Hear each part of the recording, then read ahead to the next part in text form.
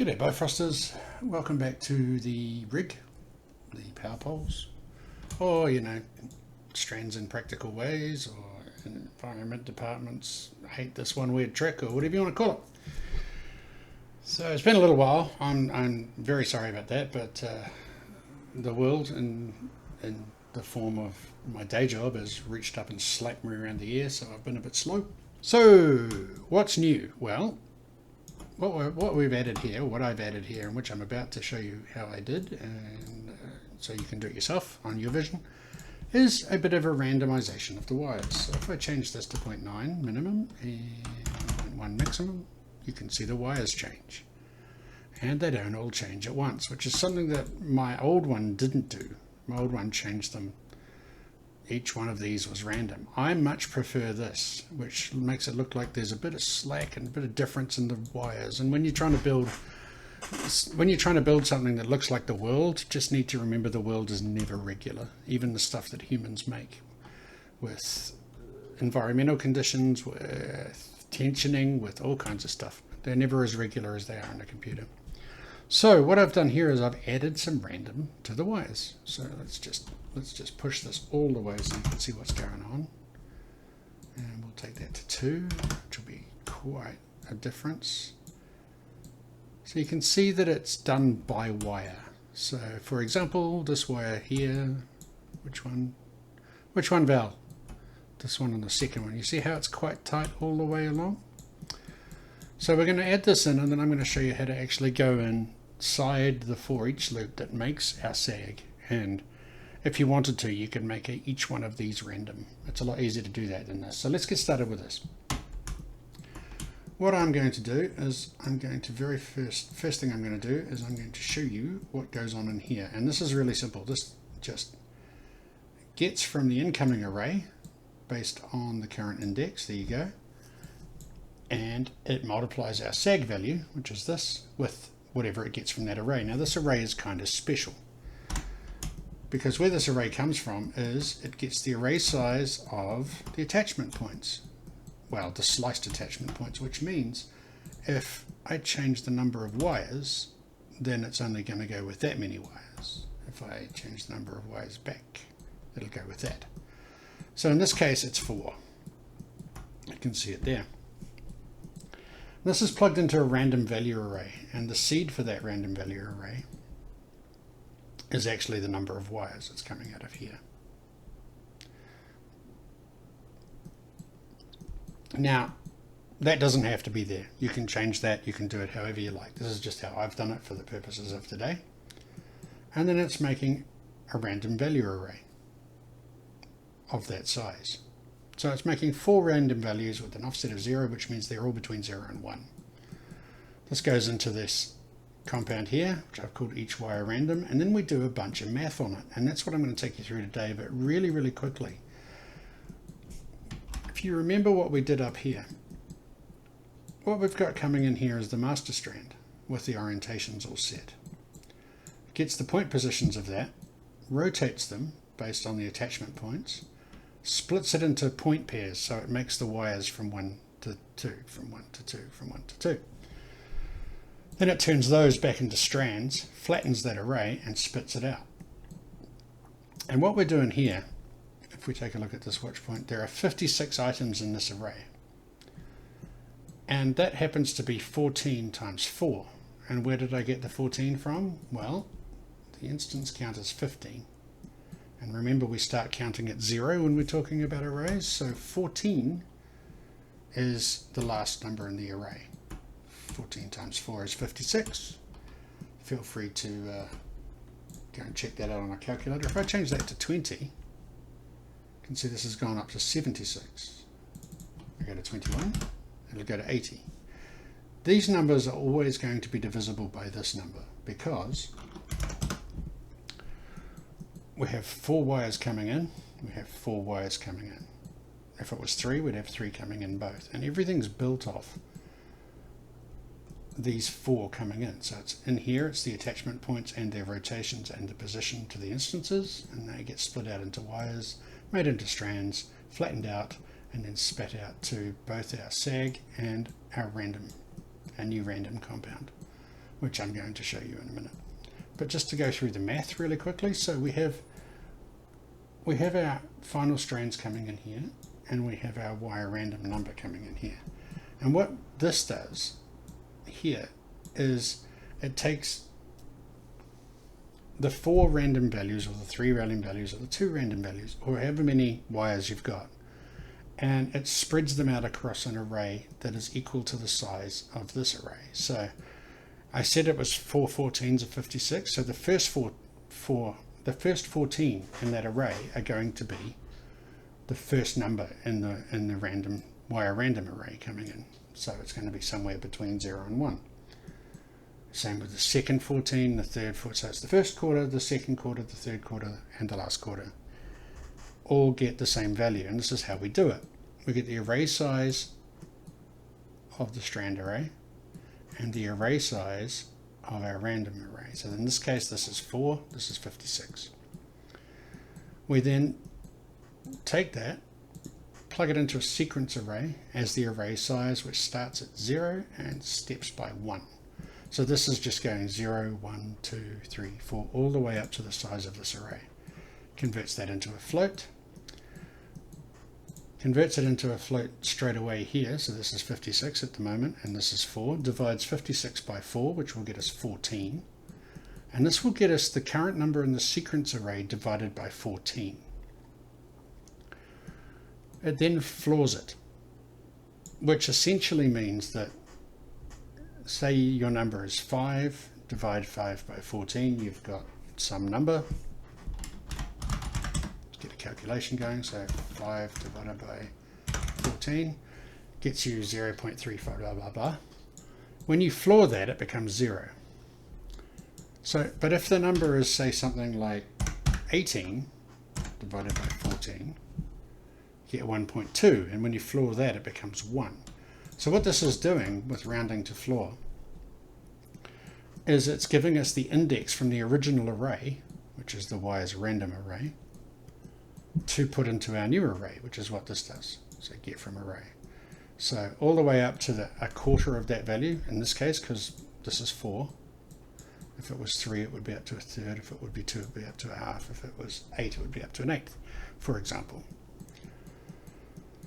And then it takes that and gets that number from our random array. So this is the first or second or third random number in that array, and adds it to our new array. And then we've got a set range, and this is where we set how much of the multiplication of the sag we're doing. So from 0.5 of the multiplication to 2, twice the multiplication. And you can watch this happen. If I leave that at 0.5 but take that to 4, they'll sag a lot more. If I take this up to 1, those will sag a lot more. So if I was to go 0, then some of them would go straight. If I was to go 0 there, they'd all go straight. If both of these are 1, then there is no random in that sag at all. This is how we're going to do our random sag now. These are just following the curve that's inside here that we made last time, which is this guy here. This is possibly not the best or the most elegant way to do it, but it does work. And what I like about it is that each wire gets its own random number. If we go to 0.8 and 1.1, we can get really quite subtle random differences. And it just helps everything look a lot more realistic. And as far as wireframe poles and black lines can look realistic, but you get the idea. All right, so let's put this together like it wasn't there. So what I'm going to do is, if I just pull that out, it just goes all flat, because that's not what I want. So I'm going to leave this here, and I'm just going to go for 1, so it's like no sag, and we'll remake the compound so you can see what's going on. Make a new compound, we'll call it random per wire, just to give it a different name. And we're going to need the flattened array, which is our wire strands. We're going to need that going in. And then we're going to need to make this random value array, and this is really simple. It's like the number of wires we're using, in this case 4. Get that size, make a random value array with a seed, and we're done. So we'll pop that in there. Okay, So first things first, we come in here and we need the array size of both of these. So I'll pop down an array size, copy and paste that. So this one will be wires array, and this one will be random num array. Okay, so what do we do now? Well, the first thing we're going to need to do is convert this to float, which is great. And then we're going to need to do the same thing for this one.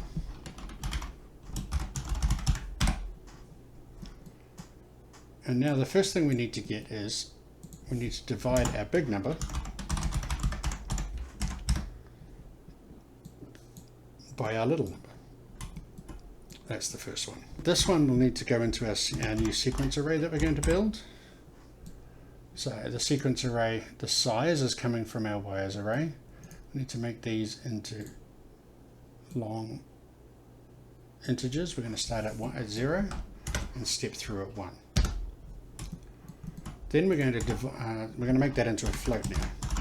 Sorry, to float, and then we divide.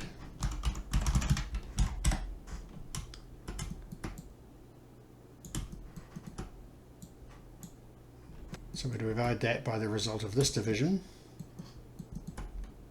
and then round to floor,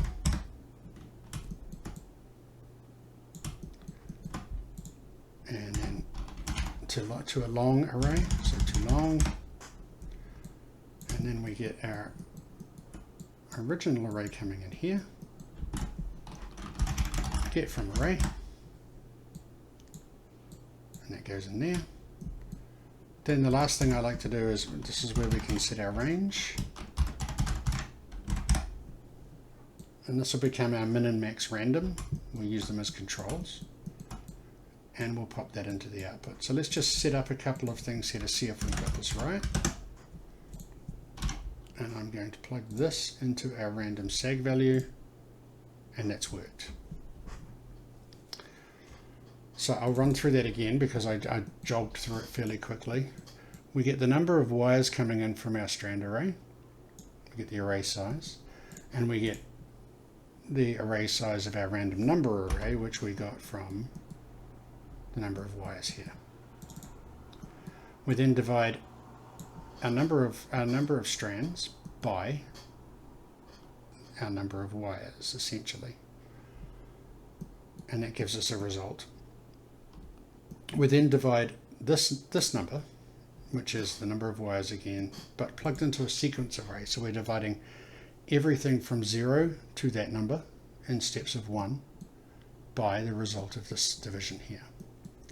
We're rounding that to the floor, converting it to long, and then we're getting from our original random number array those indices, setting their range to something that we want to control, a nice little random offset, and then we're outputting that. And that goes into our make sag, where I've made a new plug input, which is called random sag value. And rather than the one I've done first was a switch you could turn on random, this actually gives you more control of the random. And what I'm going to do now is show you how to do random for every single wire, so add a little bit of different random. And that would just be a matter of creating so let's do a random value between, I don't know, 0.5 and 2, with the seed being the current index. If I plug this into here, now you've got a random sag per wire. If I change this back, or maybe 1.5 to there, we can compare it just by disconnecting. You can see how this is our controlled random, which is the same for every wire between the poles, but a little bit subtle. If we multiply it by this number, it becomes quite a bit more pronounced, and it's different each time. You can see how these ones are quite flat, but these ones are quite saggy. So this is just another layer of random that you can add if you want to. And you can also put these out as controls, like so, and we'll just go per poll random min, and I'm going to copy that because I don't want to type it again. Paste that down and change that to max. And now you've got another layer of random controls you can use. And again, it works the same way. Because this is multiplying in here, if I take these two controls and change them both to 1, then you're just going to have whatever random you've got set up here, which we haven't hooked up as controls yet, so let's do that. Pop that there. So it's like an overall random per wire, per length of the whole wire, and a more granular random for each pole. And you may not ever use them, but somewhere, sometime, somebody using this rig will want that, and it's a good thing to have in. We'll just need to make sure that we name it. So let's call this per wire with 1R, not 2, min, copy that, per wire max. So we've got per pole. Why don't we just get a bit standardized, you know, per pole minimum, per pole maximum, and we can put all of these back out to our inputs, which is here. So let's do that, because this is a good exercise in making the UI, or whatever UI we're going to use. And we'll do that there. Put that one back in, and you just bear with me, it's the last one, like this. Now what I can do is I can get rid of the one that I built earlier, just to keep us tidy and keep things looking nice, and we will jump out, go up one. Oh, we can't go up one. So what I'm going to do is select the controls. Now I could organize these pretty nicely. These are controls that are designed to be used outside when you have the Bifröst node selected. You can see gets pretty, there they are there.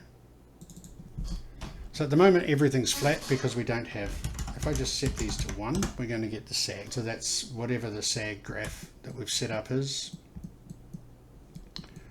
inside, which we can also turn into a control, and we probably should. You can see there's all kinds of messy stuff here. So these are our attachment matrices coming in. These are our 3 strands that come in here. This is showing you the inputs, but you can't do anything with that. Our rotation, our randomization, our seed. These are all the controls we've set up. So what happens if I go into here and I can't? No, well there you go, that makes things a bit easier. Because for example, if I've got a compound, I can go in and add to group. But when it's exposed to the outside, I can reorder these, but I can't put them in groups. So the best way to deal with this is to deal with them here in the channel box,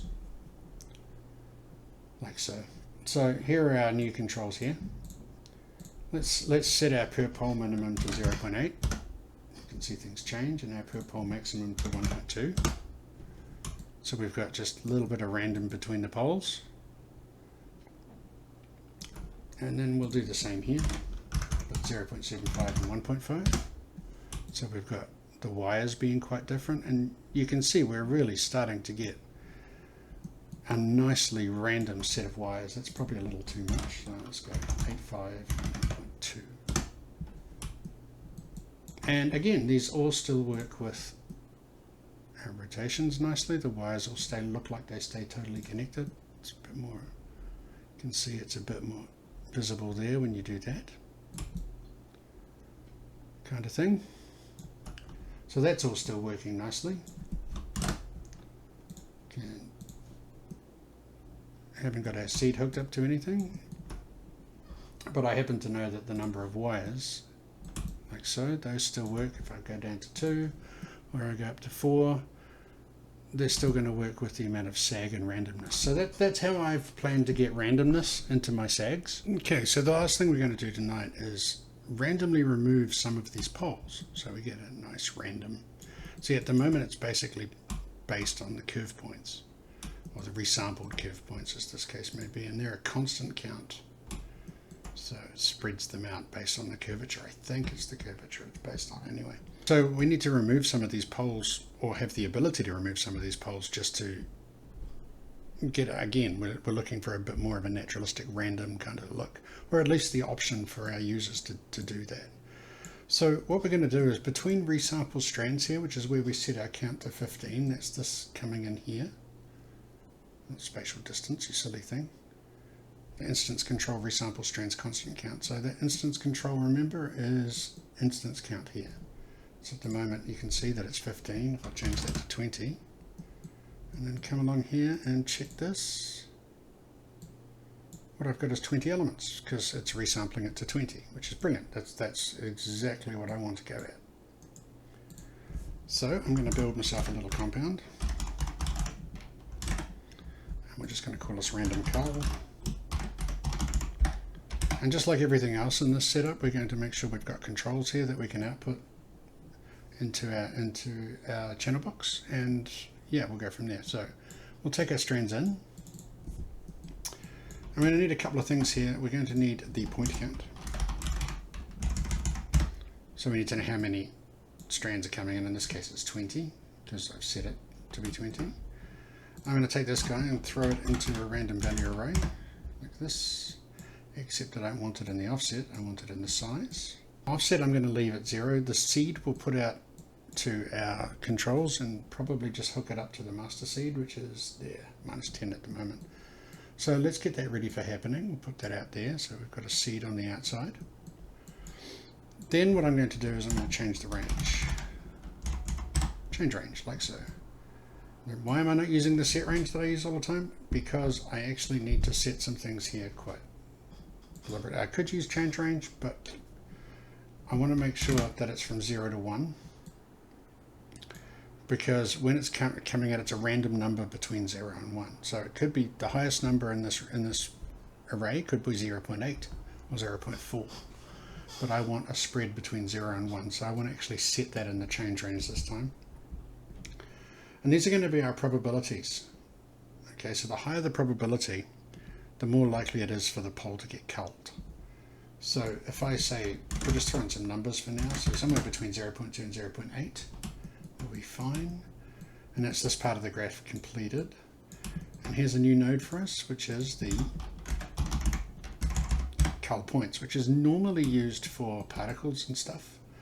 But we're going to use it for, in this case, what becomes instances. And it has an instances section. You can disable the instances.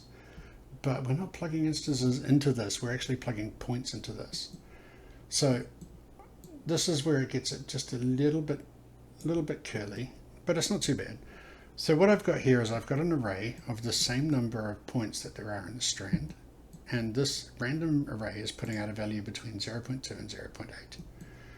This goes into the weights, and this is what's going to get culled. Okay, so we're going to do something a little sneaky here. We're going to take this guy here. We're going to get the point positions. Now the reason I'm not just going straight out with remaining points is simple. I can show you. Normally the remaining points, you can see here I've got nothing because it's not hooked up yet, so let's hook it up. Keep an eye on this, nothing changes, yeah? So I've got 20 elements coming in. Great. And I've got 20 elements going out. So this actually hasn't culled any of the points. But, I mean, unless I didn't set this up right, but it looks like I have, and I didn't set this up. Yeah, no, that's fine. I've set that up right too. So that should be working. But it hasn't actually culled any of our points. So that's not helping us much. Yes, I know you're going to break. So I'm going to try a different way. I'm going to try a remove from array. There. I'm going to use these deleted indices, and I'm going to switch on preserve order so that it preserves the order of our strand coming through. And then I'm just going to construct a whole new strand like this. And because the strand was already set up, now we've actually culled some points. And if you have a look here, all of our randomizations still work because they happen after this. So let's change our seed to like 25, like that. There we go. We'll just check these back to 0. We'll see how well this works. Oh, that's probably a little bit low there.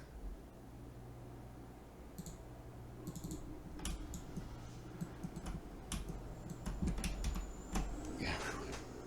Okay, I thought that was going to crash. Go up a bit. So now we can start playing with our probabilities. So say we don't want to cull very many of these. We just want to cull 1 or 2 maybe. So we can do something like that, or even something like this, which you can see I've got 25 elements coming in and 23 elements coming out. So it's culled 2 of these poles. So this allows you to have a much, much higher level of control while still preserving all of the rotational stuff that we've already set up and don't really want to, break that badly. All right, so let's just get these out as controls because our policy in this whole series is to keep things as tidy as possible. So what I'm going to do is put out these guys here. And what I'm going to call this is like minimum probability. That's a bit long, isn't it? I'm just going to call it cull-min. And this one will be cull-max. Because don't forget, this is not the last level of control. We can put a pretty name on it later. And we've got this all nicely set up. Tidy it up just a little bit so we know what we're doing. Get our cull points there. So let's jump up. It's called random cull already, which is nice. And here's our cull-min, cull-max, and our seed. So let's plug our seed in to our master seed, which is here. There we go. And now we've got 2 more controls to get out. We've got the cull-min.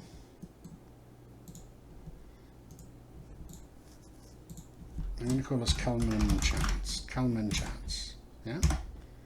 Oh, that didn't help, did it? And then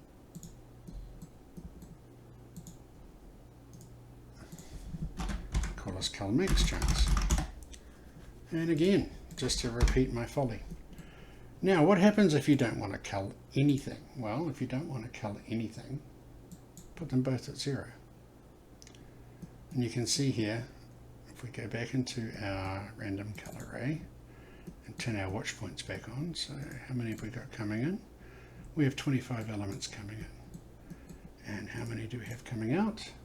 25 coming out. So when both probabilities are set to 0, nothing's going to get culled. If we change this to a minimum chance of 0.2 and a maximum chance of 0.6, you can see that the culling has happened and you can see the gaps. And nicely enough, you've still got control. You can change the seed and you can just watch things jump around. They all stay on the curve. They all still quite happily follow the curve as best they can, and the wires follow the poles, which is perfect. They will still rotate and do all that nice stuff we already set up. Rotation Z, random Z is the best way to have a look at that, so you can see them bounce around. And yeah, so that's how you do a random cull. Let's just jump back out a bit and we'll just do a little bit of a cleanup and then I'll let you all go. I'm not going to run through anything too strongly. What we did is we added a bunch of controls today. So we've got our random per pole minimum maximum, random per wire minimum maximum. Those are new from my old version. And we've got the cull-min and cull-max chances. So those are our new ones today. You can see them reflected down here. Cull-min chance, max chance. That, I'm not sure what that is, but it's always there. So we'll just leave that alone for now. Lovely. We've got the random per pole, per wire, min and max, and that's how what we added today with our, where are we going from here? Those are our culls. These are our randoms, so we put all of that into the sag. So they're the random sag controls, which is cool. There's these ones and there's these ones. So you can sag per wire, you can sag per pole now. So it's a lot more control in terms of the randomizing the sagging. And we've now set up a way to randomly cull that random cull node to randomly cull objects in our instances in our array. All right, so fast approaching the time where we want to actually set this up as a bit more of a sort of a visually easy to read kind of thing. So I think the first thing we'll do in the next episode is we will organize this into its backdrops. We might even make it into compounds. Depends on how I'm feeling at the time, and we'll name them sensibly so we know what we're doing, and we'll possibly take a look at that array as well. Those are some more inputs which can live there. But for now, we're getting really close to finishing this. This is pretty much all done except for adding in custom points. So when we want to put in another pole somewhere customly, we can put a pole in there, which is going to be adding some more inputs and just inserting them into the array of points basically wherever they are. So yeah, hope this has helped, and I'll see you next time. Thank you very much.